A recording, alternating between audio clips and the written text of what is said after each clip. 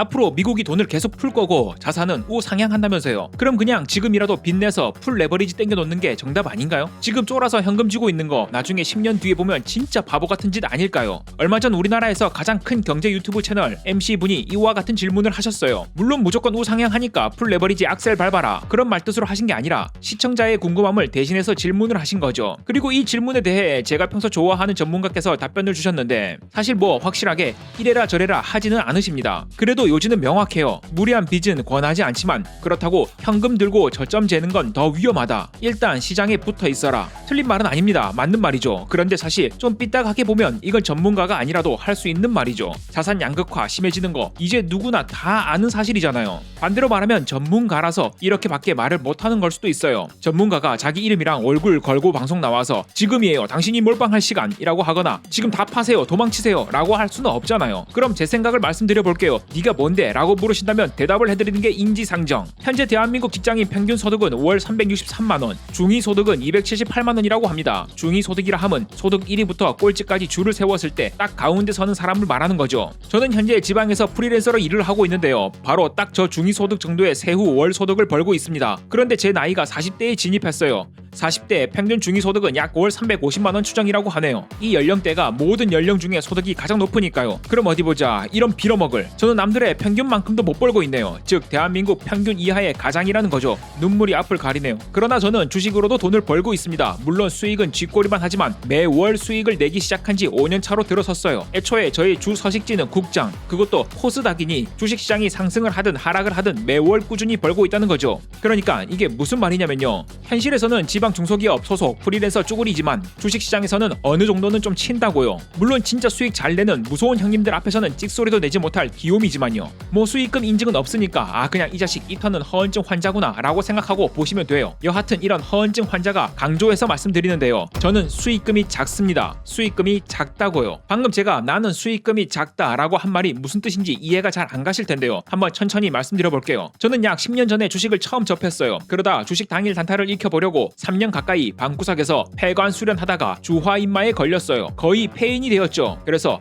이거 노력한다고 누구나 할 수 있는 건 아니구나를 깨닫고 노선을 바꿔서 미국 지수에 장기 적립식 투자로 전향을 하게 되었어요. 그런데 참 아이러니하죠. 욕심을 버리고 투자의 방식을 바꾸니 그때부터 수익이 나기 시작했어요. 그게 딱 5년 전이에요. 자, 저희 일별 실현손익을 보여드릴게요. 왜 실현손익으로 보여드리는지 저번에 말씀드렸죠. 물려있는 건 숨기고 수익 난 것만 보여드려서 사기치려고 그러는 것 감안하시고 보세요. 정확하진 않지만 저는 약 1000거래일 동안 이렇게 지속적으로 수익이 났어요. 시장의 분위기에 따라 약간의 등락은 존재하나 월별 마감으로 단 한 번의 손실도 없었어요. 이 부분에서 다시 한번 말씀드릴게요. 그럼에도 불구하고 저는 수익금이 작아요. 왜 자꾸 이 말을 반복해서 강조하는 걸까요? 자, 저는 1000거래일 동안 꾸준히 수익을 내왔음에도 불구하고 수익금이 작다. 이 말을 반대로 하면요. 제가 수익을 꾸준히 낼 수 있었고 또 시장에서 살아남은 이유는 수익금이 작기 때문이라는 말입니다. 탐수자멸. 탐욕이 낳은 괴물은 제 몸까지 삼키는 법. 중국에서 전해지는 탐이라는 괴물이 있어요. 이 녀석은 세상의 모든 것을 탐하죠. 그러다 끝에 가서는 먹을 것이 없어지자 결국엔 자기 자신까지 잡아먹어 버려요. 전 그 녀석을 잘 압니다. 탐. 그래서 저는 제가 가진 이상의 것을 탐내지 않아요. 그래서인지 탐앤 탐수도 별로 좋아하지 않습니다. 죄송해요. 무리수였네요. 자, 여러분은 어떠실까요? 여러분은 1000거래일 동안의 성과가 아니라 한 3개월 약 60거래일 정도만 지속적으로 수익이 나도 시드머니 몰빵하고 싶지 않나요? 가진 돈이 부족하다면 어디선가 돈을 빌려서라도 집어넣고 싶지 않으실까요? 제가 인기는 없었지만요. 그래도 주식 관련 이야기를 세상에 떠들기 시작한 지 몇 해가 지났습니다. 유튜브, 블로그 등등에서요. 그러다 보면 종종 이런 댓글이 달려요. 그렇게 확실하면 집이라도 팔아서 베팅해라.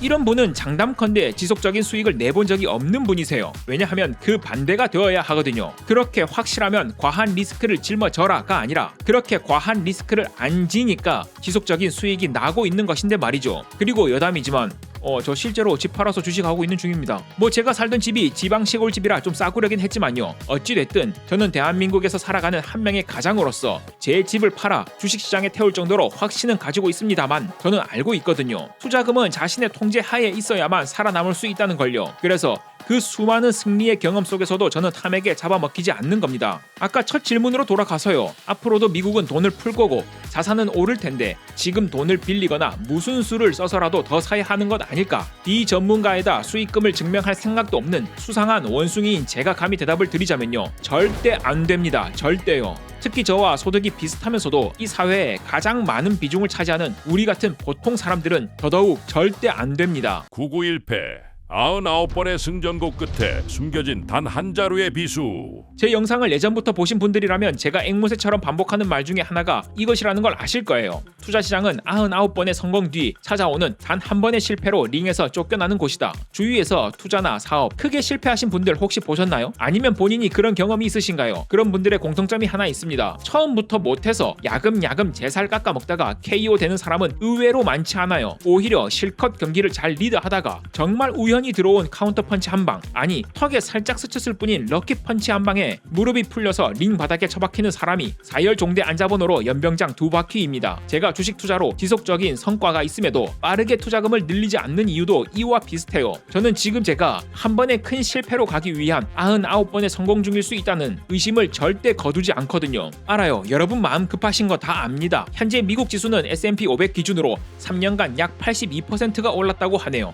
이거 제정신이 아닌 수치예요. 아까 저는 탐이라는 괴물의 욕심에 안 잡아먹혀서 살아남았다고 자랑처럼 말을 했지만 솔직히 지난 3년은 오히려 그 괴물에게 잡아먹힌 사람들이 훨씬 더 빛을 발했던 시기가 맞습니다. 미치고 팔짝 뛸 노릇이죠. 평소에 내가 보기엔 너무 위험하게 레버리지 끌어다 쓰는 김대리, 박 과장은 승자가 돼서 떵떵거리고 리스크 관리하며 안정적으로 가려는 나는 바보 멍청이가 되는 세상 같으니까요. 그런데 중요한 건요. 요즘 자동차는 승차감보다 하차감이 중요하다고들 하잖아요. 투자도 똑같습니다. 내리는 게 중요해요. 계속해서 묶고 더블로 가를 외치며 자산을 엎어서 가는 그 위험한 레이스. 도대체 내려야 할 역은 어디죠?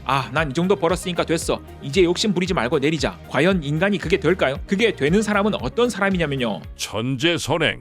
천재는 먼저 보내고 나는 나의 보폭으로 걷는다. 우리나라의 만화계 거장 이현세 화백님이 예전에 이런 말씀을 하셨어요. 우리는 살면서 종종 천재를 만난다. 그들은 내가 밤새워 끙끙대며 그린 것을 단 몇 시간 만에 그것도 훨씬 더 뛰어나게 그려낸다. 처음엔 나는 그들을 이겨보려 애썼다. 잠을 줄이고 더 많이 그렸다. 하지만 그 격차는 줄어들지 않았다. 그들을 따라가려다 보면 내 가랑이가 찢어지고 열등감에 빠져 제풀에 지쳐 쓰러지게 된다. 결국 내 자신을 망치게 되는 것이다. 그래서 나는 방법을 바꿨다. 천재들을 먼저 보내주기로 한 것이다. 그래, 너는 먼저 가라. 나는 내 걸음으로 가겠다. 천재가 10년을 갈 때 나는 20년을 가면 된다. 그들이 화려하게 불타오를 때 나는 그저 묵묵히 내 길을 걸었다. 그렇게 세월이 흘러 뒤를 돌아보니 먼저 달려나갔던 천재들은 지쳐서 쓰러지거나 사라져 있었고 결국 끝까지 길 위에 남아있는 사람은 나였다. 이것이 내가 천재를 이긴 유일한 방법이다. 여러분, 아까 말씀드린 그 타이밍 맞춰서 풀 레버리지 쓰고 고점에서 딱 털고 나오는 그런 분들, 그분들은 애초에 타고난 운이든 실력이든 우리와는 아예 다른 종목의 레이스를 뛰시는 천재들이에요. 그러니 먼저 보내주세요. 그게 우리가 이기는 유일한 길입니다. 그런데 참 슬프죠. 대부분의 사람은 성공한 한 사람이 뿜어내는 그 강렬한 빛에 눈이 멀어버립니다. 그 빛 뒤편, 어둠 속에 파묻혀버린 실패한 99명의 비명은 듣지 못한 채 말이죠. 저는 사실 주식 투자로 큰 돈을 잃어봤던 적은 없어요. 애초에 크게 잃어버릴 돈 자체가 없었거든요. 물론 돈보다 더 소중한 시간은 많이 버렸지만요. 작게 시도해서 작게 잃고 그 뒤로는 작게 우상향했거든요. 그런데 주식 투자가 아닌 현실의 제 삶에서는 완전히 망해버리는 경험을 해봤어요. 그 과정에서 제가 뼈저리게 느낀 것이 하나 있습니다. 인생을 살면서 상방은 못 뚫어도 어찌어찌 사라져요. 그런데 하방은 한 번만 살짝 뚫리잖아요. 그때부턴 지루했던 오늘의 이 평범한 하루가 눈물겹게 그리워집니다. 그리고 다시 제자리로 오기도 굉장히 어려워요. 제자리는커녕 늪에 빠진 것처럼 더욱 더 아래로 처박힙니다. 자, 여기까지만 듣다 보면 그러니 무조건 현금을 풀로 쥐고 있어라 라는 이야기로 들리실 수 있을 것 같은데 제가 드리는 말씀이 그건 아닌 거 당연히 아시죠? 당연히 투자는 이어가야 합니다. 사실 제가 불과 몇 년 전까지만 해도 재테크는 필수가 아니다 라고 말하고 다니던 사람이었어요. 아니 그렇잖아요. 누구는 손실 보고 누구는 수익을 보는 승부에 필수라는 꼬리표를 붙여놓으면 안 되잖아요. 저는 그렇게 생각했어요. 저축은 필수 이런 건 이해하는데 투자는 변동성이 너무 크니까요. 물론 그렇다고 맹탕 펑펑 쓰면서 아무것도 하지 말라는 말은 아니었고 차라리 본업 혹은 다른 가치를 더 창출하는 쪽으로 더 신경을 쓰는 것이 어떤 사람들에게는 맞다라는 말을 하고 다녔단 말이에요. 그리고 그 생각은 사실 최근까지도 어느 정도는 가지고 있었어요. 그런데 이놈의 AI가 등장하면서 세상이 미칠 듯한 속도로 악셀을 밟고 있어요. 이제 진짜 노동이라는 건 생존 수단이 아니라 개인의 기호를 위해서 하는 취미의 영역이 될 수도 있겠다는 생각이 든단 말이죠. 물론 그렇다고 풍족한 미래가 다가온다는 말은 아닙니다. 영화에서 자주 보던 디스토피아적 세계관이 그려지는 건 좀 오버일까요? 여하튼 그러다 보니 이제 진짜 투자는 생존을 위한 필수 영역이 된 것 같아요. 현 시대를 살아가는 사람이라면 반드시 해야만 하는 건 말이에요. 그러면 이제 이 이야기는 당연히 안정적인 미국 지수 ETF 등을 언급하면서 그러니 꾸준히 적립식 투자를 지속해라 라는 엔딩으로 결말을 맺어야 하는데요. 맞긴 맞는데요. 하더라도 알고서 해야 한다는 겁니다. 앞으로 10년간 미국 주식시장에서는 수익이 없을 수도 있다. 인덱스 투자의 창시자 뱅가드 그룹의 최신 분석을 보면요. 그들은 지금 가격대에서 미국 주식을 사면 앞으로 10년 동안 예금 이자보다 못한 수익 연 1에서 2% 정도를 얻게 될 것이라고 경고했어요. 성장성이 없어서가 아니라 이미 가격에 10년치 성장이 다 반영되어 있다고요. 물론 그렇게 될지 안 될지 누가 알겠습니까? 챗GPT가 대중에게 공개된 지 이제 고작 3년 정도밖에 안 되었는데 세상이 이렇게나 바뀌었잖아요. 앞으로 10년은커녕 당장 1년 뒤 이맘때 세상이 어떻게 바뀌어 있을지 감도 안 잡히네요. 그러니까 현재 미국 증시의 밸류에이션 자체가 높아 고점이라고 말하는 의견도 있지만 이는 더 높은 실적 앞에선 오히려 역사적 저점이라는 꼬리표가 붙게 될지도 몰라요. 자, 머리가 복잡해지시죠? 한쪽에서는 파티는 이제 끝났다. 앞으로 10년은 암흑기다 라고 겁을 주고 한쪽에서는 지금이라도 안 타면 바보 된다 말합니다. 도대체 어느 장단에 맞춰서 춤을 춰야 할까요? 금순불무 환희의 춤판에서 홀로 현금을 쥐고 춤추지 않는다.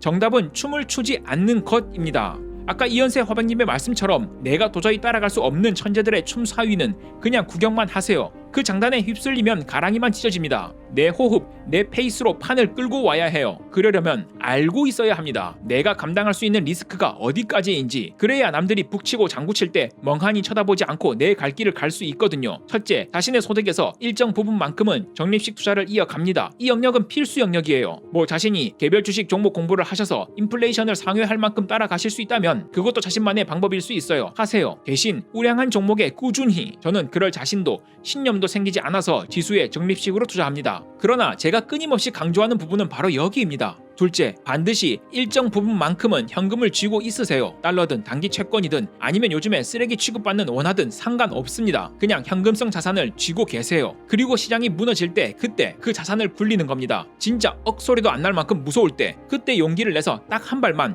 공포 속으로 뛰어들어 한번 매수를 해보는 거예요. 물론 그렇게 시장이 무너질 때도 이게 일시적일지 팬데믹 때처럼 반토막이 나는 무너짐일지 그 누구도 모르니 나눠서요. 저와 같은 보통 사람은요, 가진 게 없으니 속도를 더 내는 것이 아니라 그럴수록 정석으로 달려야 해요. 우리는 사고 한번 나면 근로소득으로는 복구가 힘들 뿐더러 그 사고 뒤처리를 해줄 든든한 백도 없잖아요. 그래서 제가 부의 추월차선이라는 말을 싫어해요. 잘 타면 좋지만 그렇게 추월차선 타실 수 있는 사람이라면 지금 이 영상을 왜 보고 있겠어요? 저 역시 마찬가지고요. 괜히 타보려다가 유턴 차선에 잘못 진입해서 유턴하는 거 우리 자주 봤잖아요. 그래서 저는 지금 시장에서 가장 저평가된 종목은 바로 현금이라고 봅니다.